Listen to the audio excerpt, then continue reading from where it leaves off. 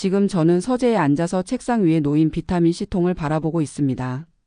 몇 달 전까지만 해도 이 작은 알약들이 제 건강을 지켜주는 든든한 동반자라고 생각했는데 지금은 제가 얼마나 무지했는지를 보여주는 증거물 같아요. 저는 올해 68세 35년간 중학교에서 국어를 가르치다 퇴직한 이광수라고 합니다. 평생 학생들에게 정확한 정보의 중요성을 가르쳤던 제가 정작 제 건강에 관해서는 인터넷의 그럴듯한 정보에 속아서 큰 낭패를 봤어요. 건강을 위해서 먹은 비타민C가 오히려 제 건강을 해쳤다는 걸 알게 됐거든요. 교사 시절 제가 학생들에게 가장 강조했던 것 중 하나가 바로 출처가 확실한 정보를 찾는 것이었어요.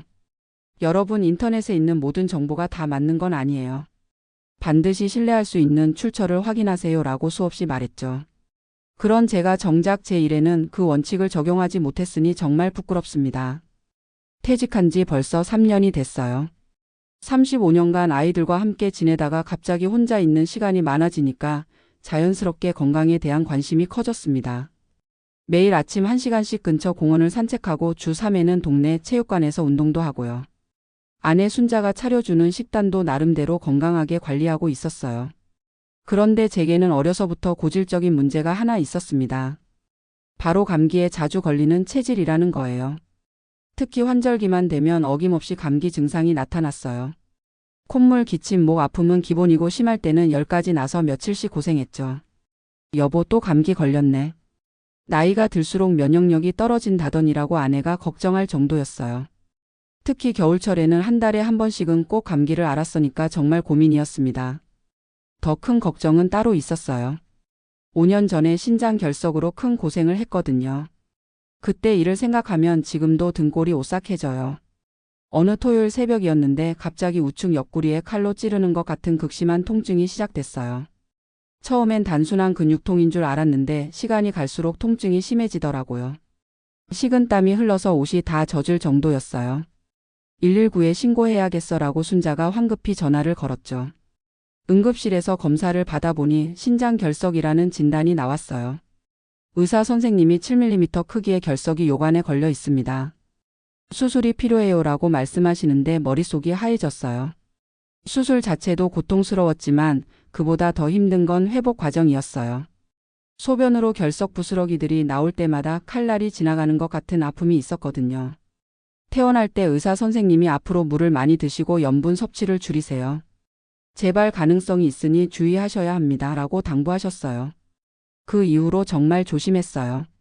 하루에 물 2리터 이상 마시기, 짠 음식 피하기, 정기적인 검진 받기 등등 의사 선생님 말씀을 철저히 지켰죠. 다행히 5년 동안 별 문제 없이 지냈고 완전히 나았다고 생각하고 있었어요. 그런데 작년 겨울이 되면서 또다시 감기 때문에 고민이 시작됐어요.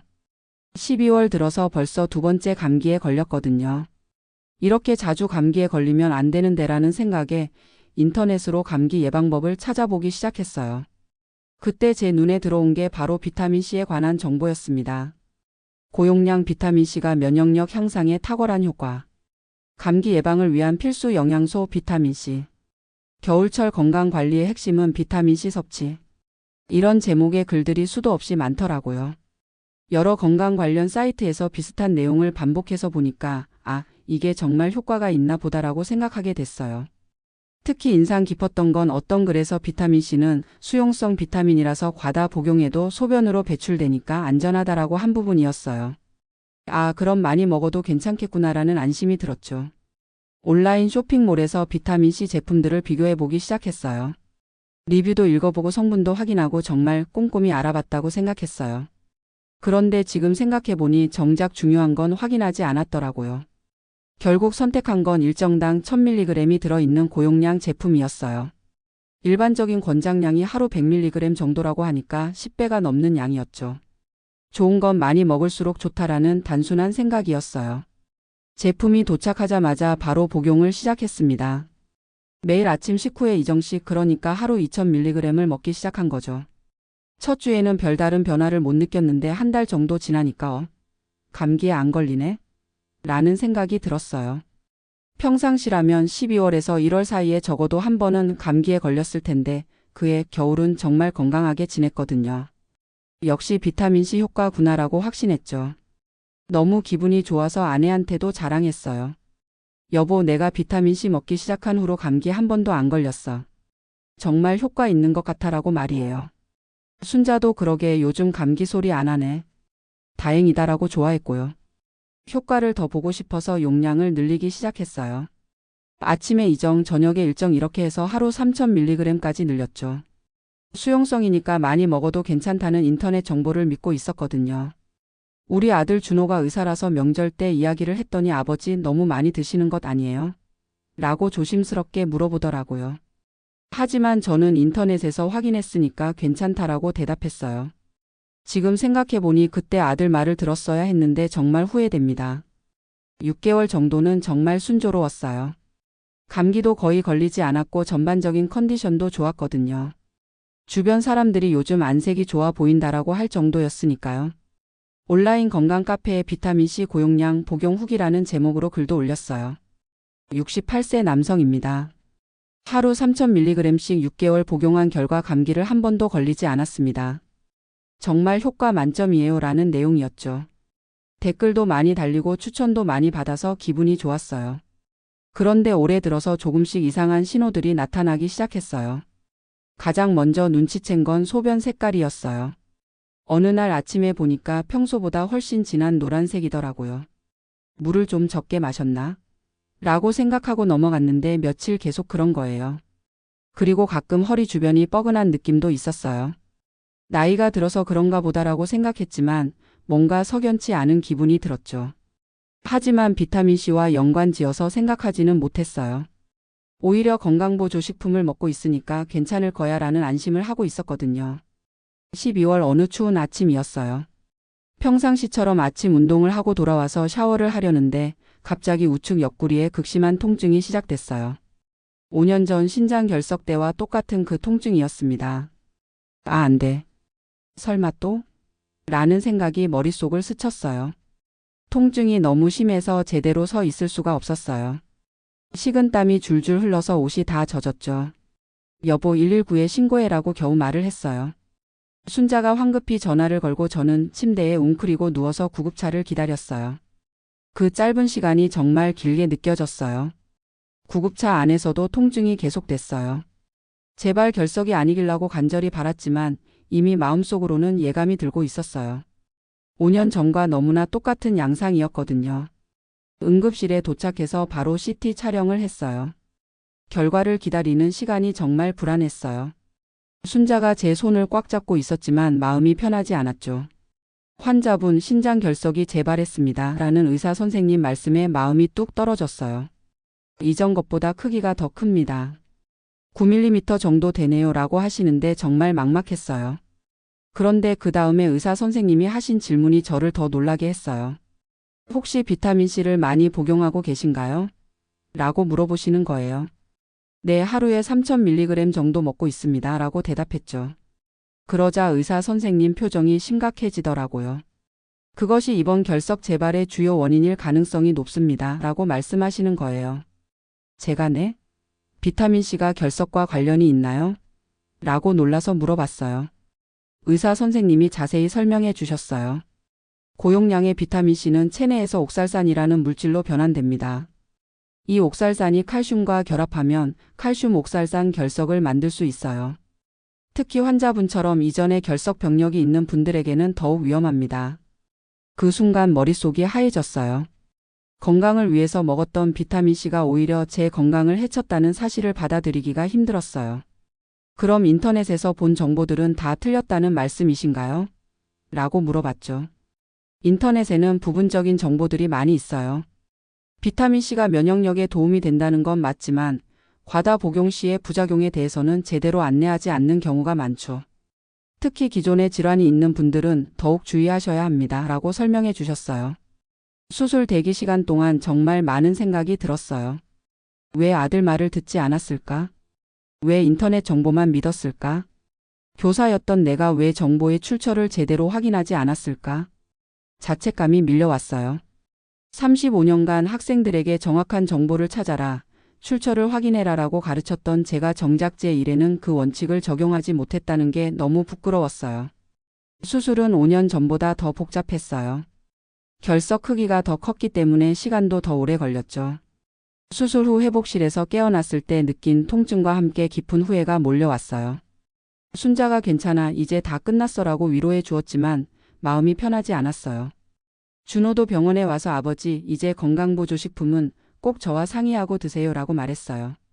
그 말에 그래, 이제부터는 그렇게 하겠다라고 약속했죠.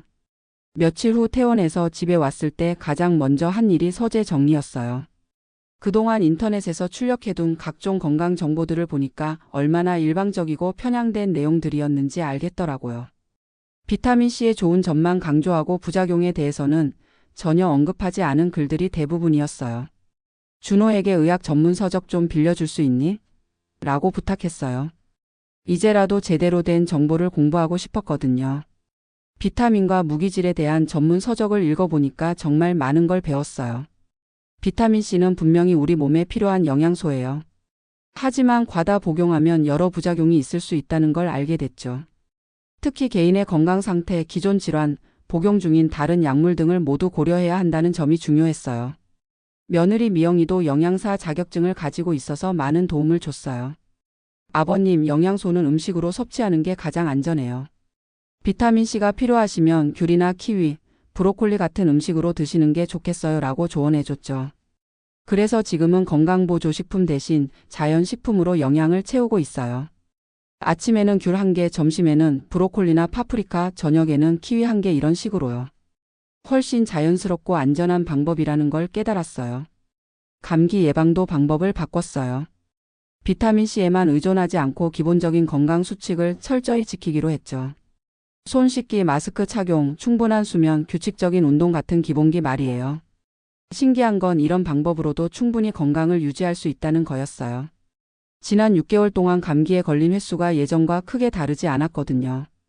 결국 비타민C 대량 복용 없이도 충분히 건강하게 지낼 수 있다는 걸 확인했어요.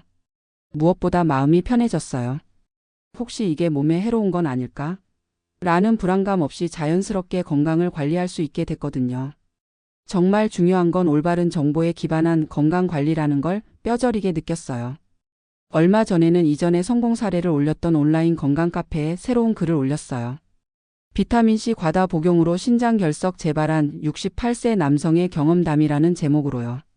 제가 겪은 일을 솔직하게 써서 다른 분들이 같은 실수를 하지 않도록 경고하고 싶었어요. 많은 분들이 댓글을 달아주셨어요. 정말 중요한 정보 감사합니다. 저도 비슷하게 먹고 있었는데 줄여야겠네요. 의사와 상담 후에 복용하겠습니다. 이런 반응들을 보니까 제 경험이 다른 분들에게 도움이 된다는 걸 느낄 수 있었어요.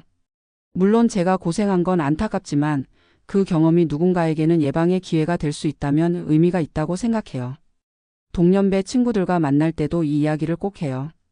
건강보조식품 먹을 때는 정말 조심해야 해. 나처럼 되지 말고 꼭 의사와 상담하고 먹으라고 말이에요. 특히 기존에 질환이 있었던 분들께는 더욱 강조해서 말씀드리죠. 후배 교사들과의 모임에서도 이 경험담을 나눴어요. 인터넷 정보의 위험성에 대해 학생들에게 가르칠 때 제 경험도 예시로 활용하세요라고 말했더니 다들 고개를 끄덕이더라고요. 교육 현장에서도 이런 사례가 도움이 될 거라고 생각해요. 지금 제가 가장 중요하게 생각하는 건 정확한 정보를 바탕으로 한 건강관리예요. 궁금한 게 있으면 인터넷부터 찾아보는 게 아니라 준호에게 먼저 물어보거나 병원에서 상담을 받아요. 건강보조식품도 의사의 처방이나 권유가 있을 때만 복용하기로 했고요. 특히 신장 건강에는 더욱 신경을 쓰고 있어요. 하루 물 2리터 이상 마시기, 염분 줄이기, 정기적인 검진 받기는 기본이고요. 옥살산이 많이 들어있는 음식들도 피하려고 노력하고 있어요. 6개월 전 검진에서는 신장 기능이 정상으로 나왔어요. 의사 선생님도 잘 관리하고 계시네요. 이대로만 유지하시면 됩니다. 라고 말씀해 주셔서 안심했죠. 앞으로도 계속 이런 방식으로 건강을 관리할 계획이에요. 요즘은 건강한 식단에 대해서도 많이 공부하고 있어요. 미영이가 가르쳐준 영양학 지식을 바탕으로 균형 잡힌 식사를 하려고 노력하고 있거든요. 단일 영양소에만 의존하는 게 아니라 다양한 음식을 통해 여러 영양소를 골고루 섭취하는 게 중요하다는 걸 배웠어요. 운동도 꾸준히 하고 있어요. 아침 산책은 여전히 하루도 빠지지 않고 하고 있고 주 3회 헬스장 운동도 계속하고 있어요. 무엇보다 스트레스 관리에도 신경을 쓰고 있죠. 독서, 음악 감상, 친구들과의 만남 등을 통해 마음의 평화를 유지하려고 해요. 제가 이 경험을 통해 가장 크게 깨달은 건 건강 관리의 왕도는 없다는 거예요. 마법 같은 건강보조식품이나 특별한 비법 같은 건 없어요. 기본적인 생활 습관을 꾸준히 지키는 게 가장 중요하다는 걸 배웠죠. 규칙적인 식사, 적당한 운동, 충분한 수면, 스트레스 관리, 정기적인 검진. 이런 기본기들이 어떤 건강보조식품보다도 더 효과적이고 안전하다는 걸 이제야 알겠어요. 만약 이 글을 듣고 계신 분 중에서 저처럼 건강보조식품을 복용하고 계신 분이 있다면 꼭 의사와 상담하시기 바라요. 특히 기존에 질환이 있거나 다른 약물을 복용하고 계신 분들은 더욱 주의하셔야 해요. 인터넷에 있는 건강 정보들이 모두 틀렸다는 건 아니에요. 하지만 그 정보들이 내 상황에 맞는지, 부작용은 없는지, 다른 요인들과의 상호작용은 어떤지 등을 꼼꼼히 따져봐야 해요. 그리고 가장 중요한 건 전문가의 조언을 구하는 거예요. 건강은 정말 소중한 거잖아요. 한번 잃으면 되돌리기 어려운 게 건강이에요. 그래서 더욱 신중하고 정확한 방법으로 관리해야 한다고 생각해요. 저는 이제 68세라는 나이에 정말 소중한 교훈을 얻었어요. 비록 고통스러운 과정이었지만 이 경험이 저를 더 현명하게 만들어줬다고 생각해요. 그리고 무엇보다 제 경험이 다른 분들에게 도움이 될 수 있다면 정말 다행이라고 생각합니다. 건강을 위해서라도 정확한 정보가 가장 중요합니다. 그리고 그 정보는 검증된 전문가로부터 얻는 게 가장 안전해요. 여러분도 저와 같은 실수를 하지 마시고 건강하고 행복한 노후를 보내시길 진심으로 바랍니다.